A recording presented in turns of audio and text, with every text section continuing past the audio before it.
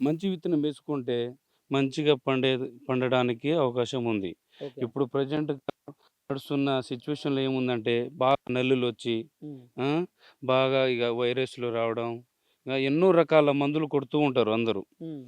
దానికి తగినంతగా కింద మందులేసుకోవడం, పైన స్ప్రేయింగ్ మంచి మంచి స్ప్రేయింగ్ చేసుకొని హ్మ్. మంచి ఇత్తనం వేసుకుంటే అందరూ గూడా సెట్ అవుతది కాపు. ఓకే. హ్మ్. మరిప్పుడు మీ పొలంలో మీరు ఏ రకమైన విత్తనం వేశారు? మరి తోటి రైతులకి మీ తరపు నుంచి ఒకేళ పలానా విత్తనం కావాలి మిర్చి నేను ఎయ్యాలనుకుంటున్నా అంటే మీరు మొదటగా ఏ విత్తనం మీరు తీసుకోండని జెప్తారు?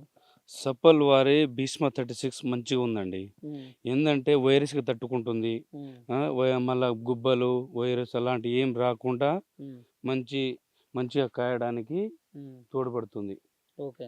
ఇప్పుడు ఇంతకుముందు మీరు జెప్పారు గదా! కొన్ని రకాల విత్తనాలని జెప్పేసి. ఆ హ్మ్. ఇత్తనాలకను ఇప్పుడు మీరు జెప్తున్నటువంటి భీష్మ 36 అనే విత్తనానికి 36 మరి అని. భీష్మ 36 అనేది దగ్గర దగ్గర కాపొచ్చేసి దగ్గర దగ్గర కాపొస్తుంది. వెయిటొస్తుంది. హ్మ్. ఒక కాయ వచ్చేసి లాంగుంది బాగా. హ్మ్. బాగా రెడ్‌గా మంచి జెండపాట పలుకుతుంది. ఇప్పుడు మేము చూస్తున్నాం కదా! అందరూ రైతులు మన దగ్గర వస్తున్న కస్టమర్ అందరూ వచ్చేసి హ్మ్. తీసుకెళ్తున్నారు. ఖమ్మం తీసుకెళ్తున్నారు. మా జెండపాట పలుకుతుంది. హ్మ్. మంచి వెయిటొస్తుంది. ఓకే. మంచిగా కాస్తుందని అందరూ అదే పేరు చెప్తున్నారు. హ్మ్. హ్మ్.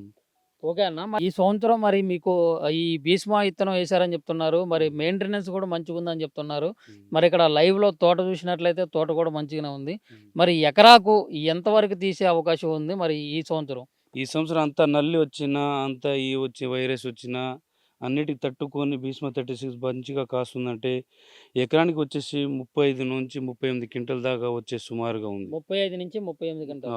కొన్ని కొన్ని విత్తనాలు కొన్ని కొన్ని భూములల్లో కొన్ని ఎదగవు అనుకున్నటువంటి రిజల్ట్ అనేది రాదు. రాదు. మరి ఇప్పుడు ఈ విత్తనం అనేది మరి ఇప్పుడు ఎర్ర నేలలో ఏశారు. ఇప్పుడు నేను ఈరోజు నల్లరేగడిలో చూసినా ఇంకా కొన్ని కొన్ని భూముల్లో గూడా చెక్క నేలలు ఇట్లాంటి తడి పొడి ప్రాంతాల్లో ఇసుక నేలల్లో గూడా కొన్ని కొన్ని సందర్భాల్లో చూడటం అయితే జరిగింది.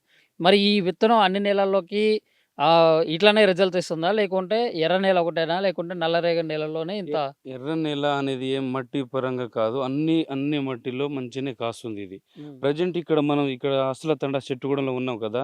హ్మ్. అన్ని తోటలు గూడా ఫీల్డ్ పెట్టేటట్టు ఉన్నాయి. అన్నీ హ్మ్. మంచిగా కాస్తున్నాయి, చిక్కగా కాస్తున్నాయి. అన్ని తోట ఏ తోట చూసినా సరే అట్నే కాస్తున్నాయి. మన దగ్గర నుంచి తీసుకుపోయిన విత్తనాలు అందరూ ఏ రైతు ఉన్నారో వాళ్ళ అందరు అన్ని తోటలు అట్నే ఉన్నాయి. ఓకే. ఏ తోట చూసినా గూడా అట్నే కాస్తుంది. అట్నే ఉన్నాయి మొత్తం. ప్రత్యేకంగా ఈ మండలంలో ఎంత దూరం చూసినా గానీ మిర్చి తోటలే ఎక్కువగా కనిపిస్తా ఉన్నాయి. హ్మ్. దానికి గల ప్రధాన కారణం ఏం తెలుసుకోవచ్చా?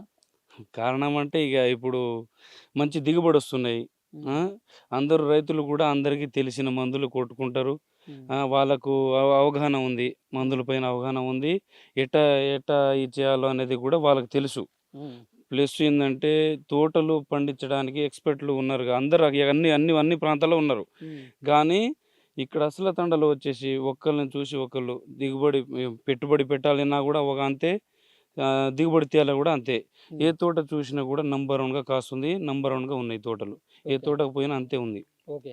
సరే అన్న. హ్మ్. మీరిప్పుడు మెయిన్‌గా ఇది భీష్మ 36 అనే సీడ్ గురించి చెప్పారు. ఆ సీడ్ ఎయటం వల్లనే ఇట్లా నల్లి గాని, ముడత గాని, ఇట్లా కాయలు ఎ రంగు గాని, మచ్చలు లేకుండా ఉండటం గాని, కాయ బరువు గాని, గింజల విషయంలో గాని, ఇట్లా బ్రాంచుల విషయంలో గాని, చివరి వరకు కొమ్మ చివరి వరకు కూడా కాపు కాయటం గాని, ఇట్లా అన్ని రకాలుగా కూడా అధిక దిగుబడి తీసుకొచ్చేటటువంటి విత్తనం అని చెప్పేసి మీరు చెప్పారు. మరి అవును. దానికి మీరు భరోసా ఇస్తారా? పక్కా ఇస్తా. భరోసా ఇస్తా.